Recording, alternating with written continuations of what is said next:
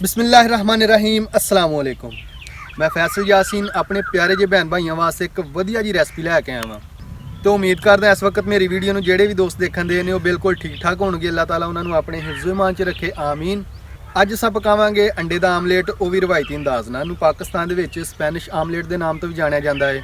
तो ही रेसिपी असां अज तुहाडे नाल शेयर करांगे। ते इहनूं बनाउण वास्ते किहड़ी शैवां दी लोड़ पेगी, चलो तुहानूं दसदा।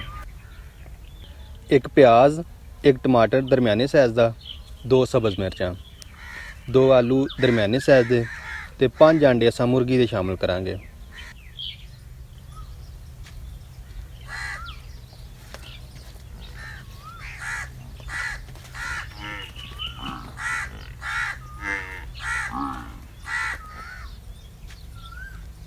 हुण सारियां चीज़ां दी असां चोप कटाई कर लांगे।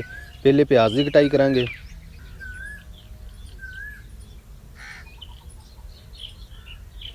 आलू की कटाई कर लांगे,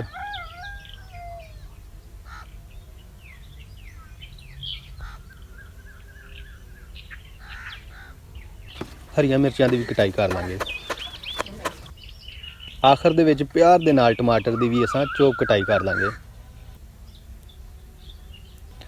आंडियां नूं असां एक बर्तन विच शामिल कर दांगे।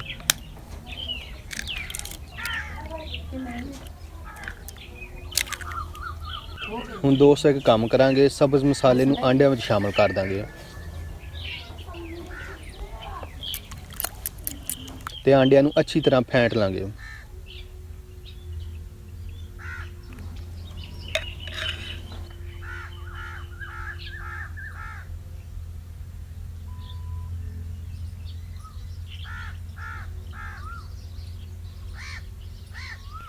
अग बल गई है, कढ़ाई चाड़ लांगे असां चुल्हे ते। बिस्मिल्लाहिर्रहमानिर्रहीम। कढ़ाई विच थोड़ी जी ज़्यादा मकदार नाल असां कुकिंग आयल शामिल करांगे।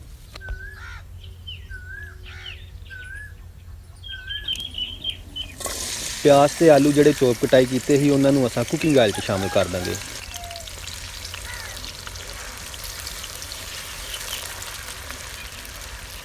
एक चुटकी नमक शामिल करांगे। इहदे नाल होना की आ कि सारियां चीज़ां बहुत अच्छियां फ्राई होणगियां। इन्हां नूं हुण असां चंगी तरह फ्राई करांगे ताकि इन्हां विचों जिहड़ा कच्चापन है वो खत्म हो जाए।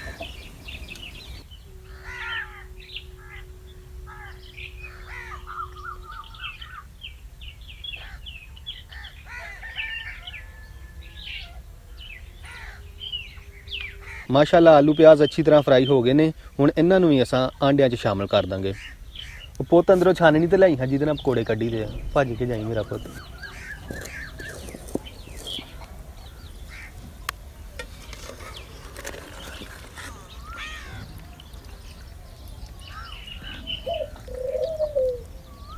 हुण एक बारी फिर असीं ये सारियां चीज़ां नूं अच्छी तरह मिक्स कर लांगे।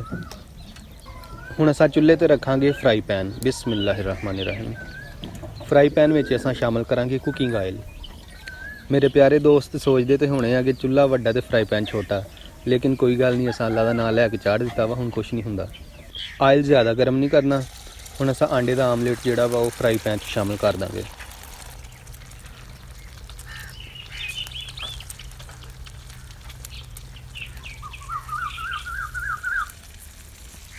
हुण इनू ढक के तकरीबन 5 मिनट हल्की आंच ते फ्राई करांगे।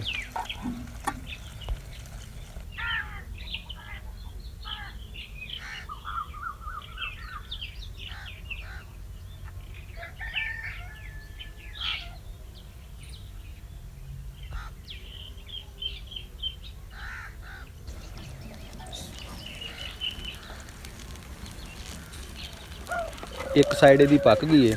हुण असां इहदी साइड तब्दील कर देंगे। हुण असां फ्राई पैन चुल्हे तो थल्ले ला लांगे।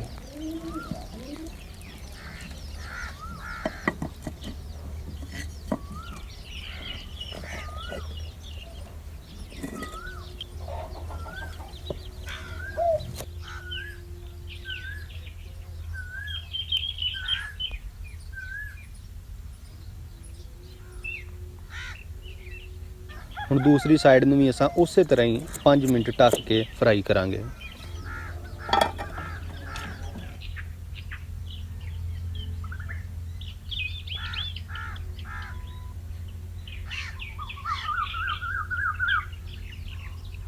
ਦੋਸਤੋ 5 ਮਿੰਟ ਹੋ ਗਏ ਆ, ਹੁਣ ਅਸਾਂ ਫਰਾਈ ਪੈਨ ਚੁੱਲ੍ਹੇ ਤੋਂ ਥੱਲੇ ਲਾ ਲਾਂਗੇ।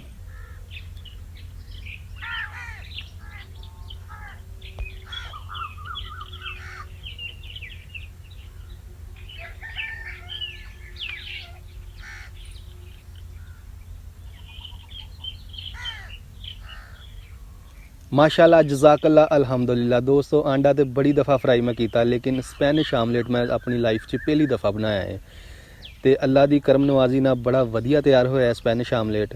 तो दोस्तों एक छोटी जी रिक्वेस्ट है कि अगर तुसा साडे चैनल ते नवे आए जे तो चैनल नूं सबसक्राइब करन तो बगैर ना जाओ तो बैल का बटन लाजमी दब दो ताकि साडियां इहो जिहियां रवायती रेसिपियां दे नोटिफिकेशन तुहानूं सब तो पहले ते टाइम ना मिल सकन।